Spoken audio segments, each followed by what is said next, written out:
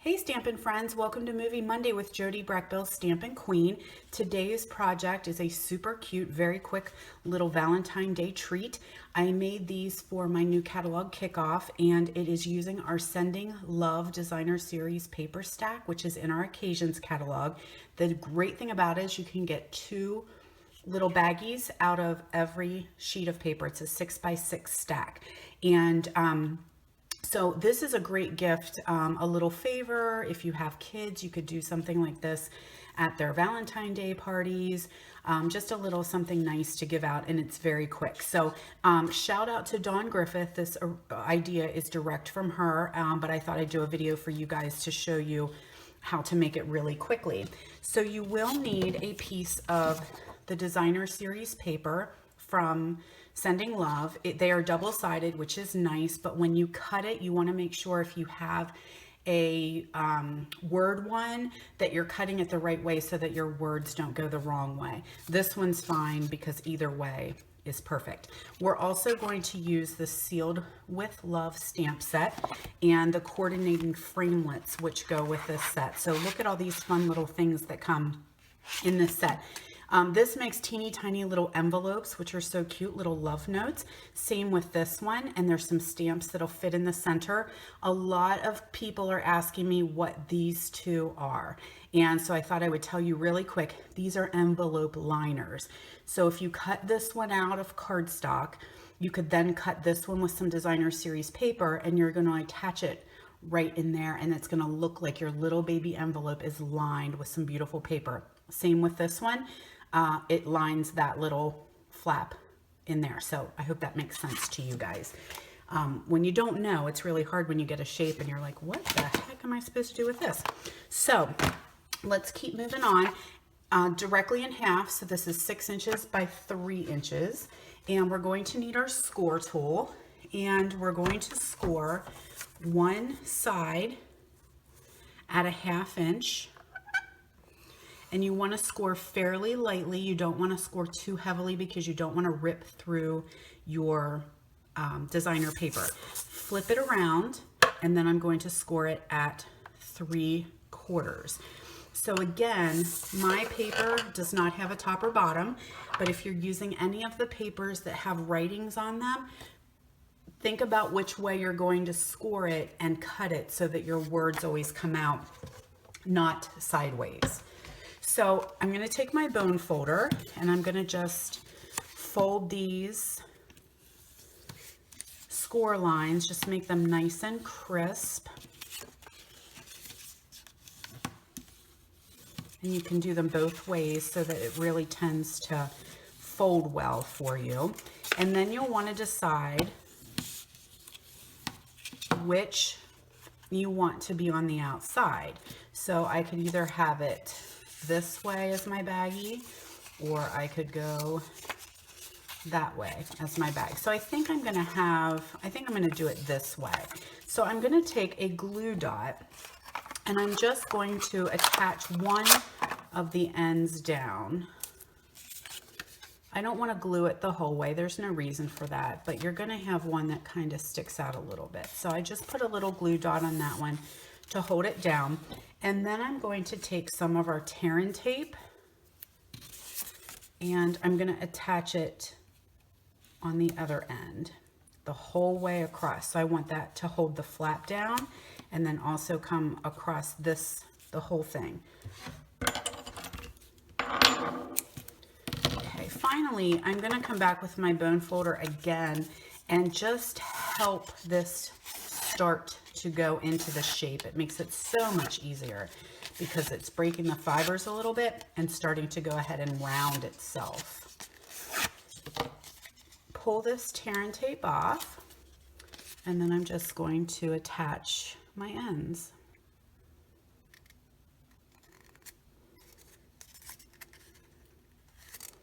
Okay, just like that. Make sure it's nice and stuck. Then I'm going to flatten it. And I'm going to fold that 3¼ score. You can use your bone folder for this as well, or you can use your hands, no problem, just to make sure that it's nice and crisp. Now what you're going to do is fold the bottom open, and at the same time you're going to push those corners in.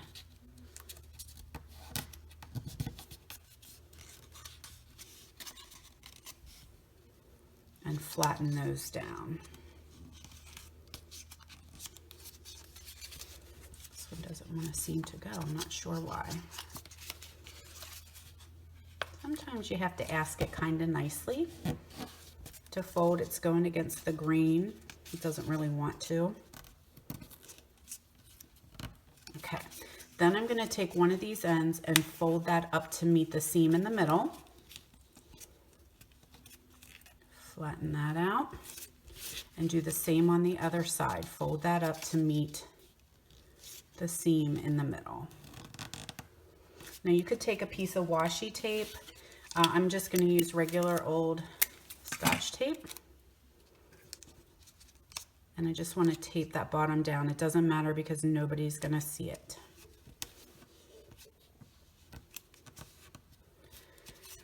Then I'm going to carefully open my bag back out. And you may have to work with your fingers a little bit. Your bottom should be flat, so it will actually sit. I kind of get rid of those folds that I just made. So it'll actually sit when it's filled. I have 40 of them that are filled with candy, and they sit just fine. So there's your cute, there's how the bottom should look. There's your cute little baggie. I am going to take a piece of Whisper White, my Real Red ink pad, and this stamp, ooh, look, I have a really dirty block. This stamp is in the Sending Love, no, I'm sorry, Sealed with Love stamp set. So we're going to ink this up and stamp it in Real Red, just on a piece of Whisper White. And I'm also going to stamp the Hugs and Kisses as well on that piece.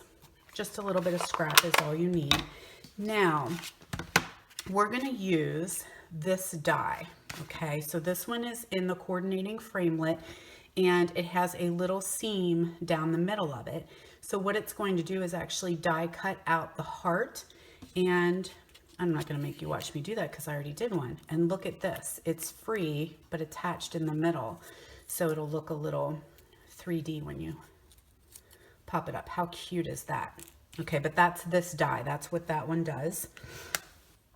And then I want to also take my classic label punch, and I'm going to punch out my Hugs and Kisses with this one. And we're just ready to assemble. So I found you could use your green Tombow glue.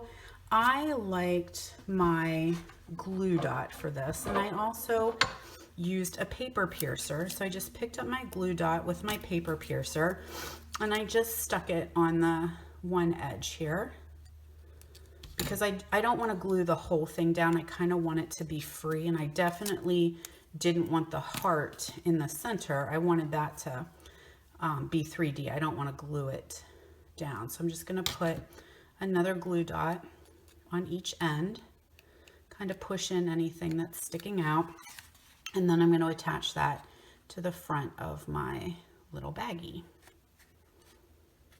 And so there's my little 3D heart.